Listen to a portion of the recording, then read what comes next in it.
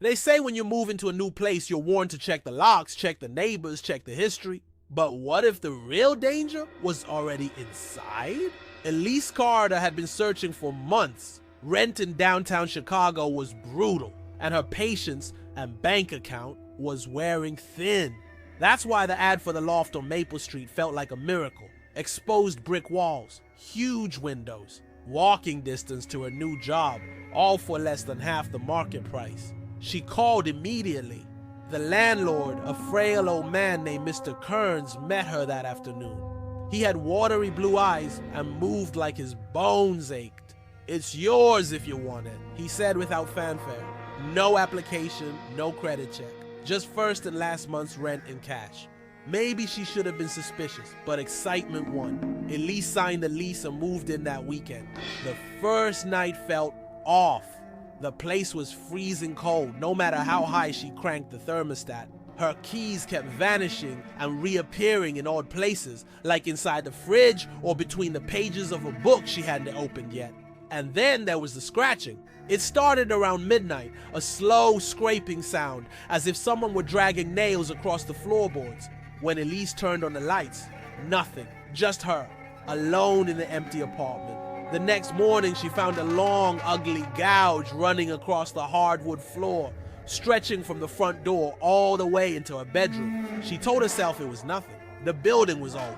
Old buildings made sounds. Maybe the scratch had always been there and she just hadn't noticed. The knocking began on the third night. 3 a.m., 3 sharp knocks on her front door. She peered through the peephole. Nobody. When she opened the door just a crack, a gust of freezing air rushed past her, so strong it slammed the door wide open. Again, no one was there. Just the empty, flickering hallway. From that night on, the apartment changed. The faucet would turn itself on in the middle of the night. Her lights flickered, buzzing with a sickly green tint. Her reflection in the bathroom mirror sometimes moved just a second too slow. One night, as Elise brushed her teeth, the mirror fogged over from the shower steam. A message appeared, "Get out!" Panic setting in, Elise decided to do some digging. At the public records office, she found what she hoped she wouldn't. Apartment 3B, her unit, had a dark history. In 2017, a young woman named Hannah Wilcox had lived there. She was found dead after neighbors reported horrible smells coming from the loft. The police report was thin, no signs of forced entry, no apparent cause of death. The body had been badly decomposed, but strangely, no wounds were ever found. The case was closed, natural causes, they said. But locals whispered something different. Hannah had been haunted. Elise returned to confront Mr. Kearns. "Why didn't you tell me?" she demanded. The old man sighed deeply. "Because it doesn't matter. She only hurts you if you invite her in." He wouldn't explain what that meant. He just shuffled away, leaving Elise more confused and more terrified than ever. That night she made a plan. No matter what happened, no knocking, no voices, she would never open the door again.